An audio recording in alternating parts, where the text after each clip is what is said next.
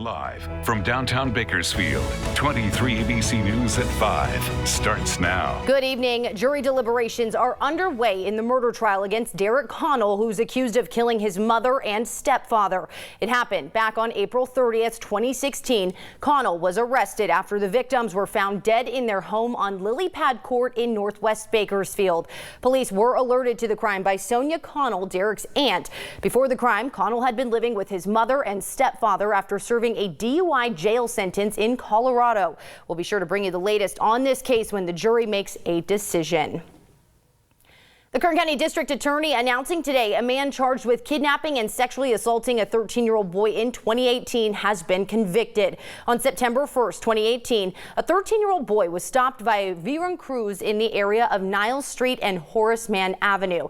He was asked if he would be willing to do some gardening work. According to the District Attorney's office, the victim attempted as long as he was permitted to ask his parents for permission first. Viren Cruz agreed to take the victim to his parents to ask for permission. Once he had the victim in his vehicle, he refused to stop at the victim's home. He instead drove the victim to a remote location where homes were still under construction and sexually assaulted him. Authorities say the victim was able to eventually fight off the defendant and escape to a nearby home. Viren Cruz was later arrested. His sentencing is set for March 11th. An update on the Benjamin Greene death case. The attorney for the Greene family, Eric Dubin, says the Bakersfield Track Club has agreed to a 5-month trial continuance of the 2020 wrongful death case that was set for March 2nd. It's based on the grand jury finding of inadequate standards during the time of his autopsy. On June 20th, 2017, Greene was running a 5K race near 110-degree weather as part of the Bakersfield Track Club's summer series when he collapsed. An ambulance took him to Kern Medical, where he later died. The Kern County Coroner's Office said Greene's cause of death was heart disease with contributing factors of meth intoxication. We want to turn now to a story that you'll only see on 23 ABC. In 2018, a local man became a hero after jumping into action as a man with a machete chased a woman into a local Starbucks. The surveillance video of how the situation unfolded has never been released to the public until now. Tonight, we're showing you the video from inside. We do want to warn you, some of the video may be hard to watch. Surveillance video from inside the Starbucks at Stockdale Highway and Village Lane shows a typical day inside the coffee shop. People coming in to grab a cup of coffee, some studying at nearby tables. But just before noon on September 9th, 2018, that all changed. No one in the store knew that nearby a domestic violence situation was unfolding. They may be at the Starbucks, California, in Stockdale. We're receiving a man with a knife at that location. Around 11:45 a.m., a woman runs into Starbucks appearing to be in distress. There's no audio, but she looks like she's saying something while pointing toward a man walking in the front door. That man was 31-year-old Robert Rivas. The woman runs behind the counter and Rivas follows. But look at the top of your screen. You can see immediately Blaine Hodge was out of his seat. As Rivas attacks the woman, Hodge runs behind the counter and intervenes. Hodge was able to pull Rivas off the victim, but then slips, falling on the ground. That's when Rivas turns the machete on him, giving the woman a chance to get away. Hodge gets up, bloodied, and heads out the front door. Visitors in the store also start rushing out.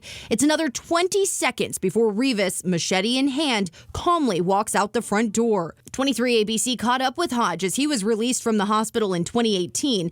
His hand was bandaged with hundreds of stitches all over his body. He told 23 ABC when he saw the look on the woman's face, he had to do something. She was just frantic while he was just stabbing her and stabbing her and stabbing her. He said she was helpless, so he stepped in. It was the fear that was on her face. Couldn't just let it keep happening, and you gotta do something. No way, no. That was what was going through my head. No, absolutely not. Hodge and the woman were taken to the hospital with critical injuries, but did survive. Last year, local Congressman and House Minority Leader Kevin McCarthy awarded Hodge with the 2019 Citizens Honors Award from the Congressional Medal of Honor Society. McCarthy saying Hodge acted swiftly and bravely. In Rivas, the man who attacked the two was convicted last month of assault with a deadly weapon, aggravated mayhem, and attempted voluntary manslaughter. He's set to be sentenced on February 19th. We did reach out to Hodge to see if he'd be willing to speak to us about the trial and about the video. He said he appreciated the offer, but is trying to leave it in the past for now, adding he is satisfied with the outcome of the case. Officials say Valley Plaza Mall security called 911 Saturday evening, reporting around 100 minors in separate groups going into different stores and stealing. 23 ABC's Bayan Wang spoke with the Bakersfield Police Department and joins us now live from the mall. Bayan? Jessica, good evening. Yeah, the Bakersfield Police Department is still trying to confirm whether an incident like that has happened here. So far, they said no stores have confirmed that any sort of incident involving large groups stealing from their stores on Saturday, but the Valley Plaza Mall outrightly denies it. When we first reached out today, they said they absolutely had no idea that security reached out to the Bakersfield Police Department to report something like this. On the second call with them, they said they can't confirm it. On the third one, they said this didn't happen. Regardless, we spoke to several employees here at the Valley Plaza Mall who say theft at their stores is rampant, especially with large groups. They just come in groups, split up, and then just kind of grab stacks of clothes and run off with it. Someone will ask you a question on this side while other people go on the other side and like sneak a sandal into their bag or into their pocket. Several employees at the Valley Plaza Mall say theft from their stores is a regular thing. People just come in and try to steal from us all the time. According to the Bakersfield Police Department's online crime map, there have been over 200 reported cases of theft at the Valley Plaza Mall within the last 6 months. It happens like on the daily, all the time. The highest number of these cases occurring on Saturdays, according to the map. At one point, a group of maybe 6 teenagers come by and like try to distract me asking questions while 3 others are like back at the kiosk and trying to like take sandals. This past Saturday, the Bakersfield Police Department said Valley Plaza Mall security called 911 to report about 100 minors stealing from various stores. For dispatch, 2701 being at the Valley Plaza, RP reporting approximately 100 juveniles in separate groups walking from store to store for 80 items. A Valley Plaza Mall spokeswoman told 23 ABC News Monday that they were unable to verify whether this incident occurred. Approximately 10 minutes later, another mall spokeswoman called 23 ABC and said this incident was false and never occurred. Are you saying that nothing happened on Saturday? I'm not saying that nothing happened. I'm saying that there was a call for service that came in, and if any businesses were victims of reports, they haven't made those reports yet. According to Deputy District Attorney Joe Kinzel, many businesses have been discouraged from reporting petty theft to police because of Prop 47, a bill that downgraded several felony offenses to misdemeanors, including petty theft, leaving criminals without serious consequences. The outcome is that the police come and give the guy a ticket and he walks away. And then he comes back the next day to do the same thing again. You know, that's not giving a lot of incentive to report crimes, to make sure that they're not victimized again. And the Deputy District Attorney went on to say that retail theft consequences under Prop 47 is virtually non-existent, but the Bakersfield Police Department says that their policing of this kind of crime is not going to stop. They're encouraging businesses and people who witness petty theft to continue to report it, and you could reach their department on the number on your screen. For now, live at the Valley Plaza Mall, Bayan Wang, 23 ABC, connecting you.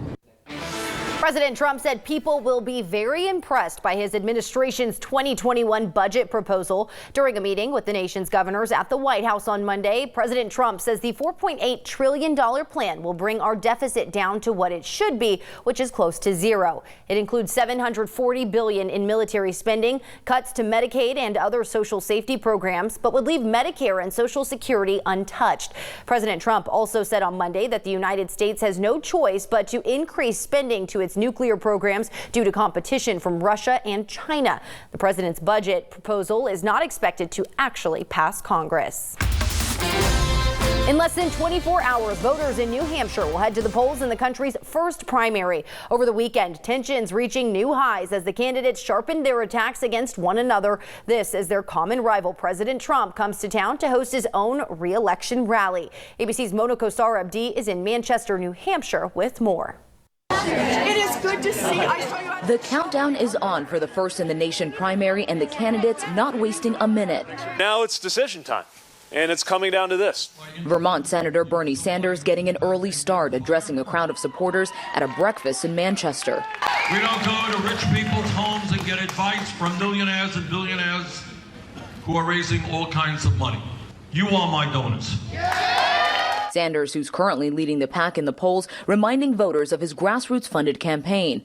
On the other side of the state, we have a big thing tomorrow.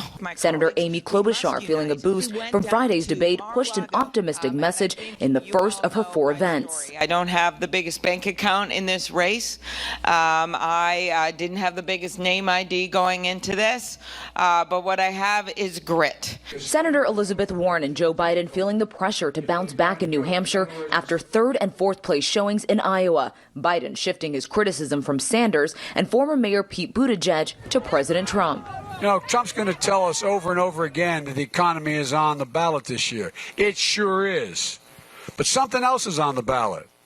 Character is on the ballot. The character of this country is on the ballot. Trump casting a shadow over the New Hampshire primary by hosting his own rally at the same arena Democrats filled just days ago.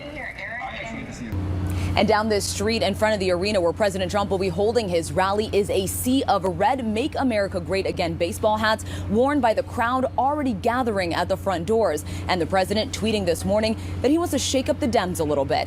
Mona Kosar-Abdi, ABC News, Manchester, New Hampshire.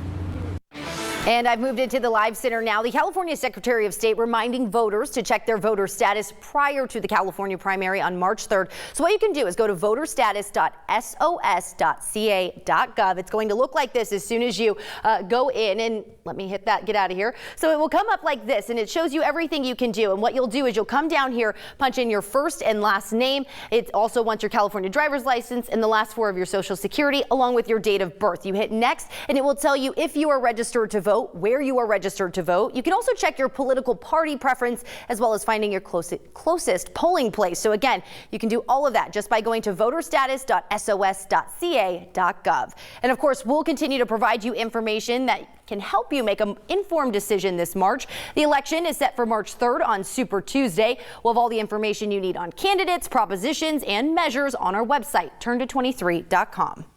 And we were tracking some stormy conditions just to our south in Southern California earlier today. That is now moving over Arizona as we head into the evening hours tonight. But that system did bring some strong winds. But as of right now, here in the valley, looking at clear skies, a few high thin clouds passing through our mountain and desert cities. And you can see any of that precipitation was light, and most of it was in our South Mountains as well as down in the southwestern portion of the Kern County desert. But we are still tracking strong winds at this hour, 20-mile-per-hour winds in Kernville, 10 in Tehachapi, and 15 in Mojave. So we continue to track a wind advisory in the Kern County desert until 7 p.m. tonight. Those winds are going to be dying down just after 6, and then we are going to be seeing temperatures dipping into the 40s here in Bakersfield this evening. But I do have more details on the dry conditions you can expect for the rest of the week coming up next. 23 ABC's Ag Report is sponsored by your local Kern Machinery. Tulsa's International Agri-Center is being taken over by tractors, innovative farm technology, and various attractions because the World Ag Expo returns tomorrow. It's the world's largest agricultural exposition with more than 1,000 exhibitors displaying the latest in farm equipment and technology. Free seminars focus on a variety of topics important to dairy producers, farmers, ranchers, and agribusiness professionals. It runs from tomorrow through Thursday at the International Agri-Center in Tulare. General admission for the event is $15.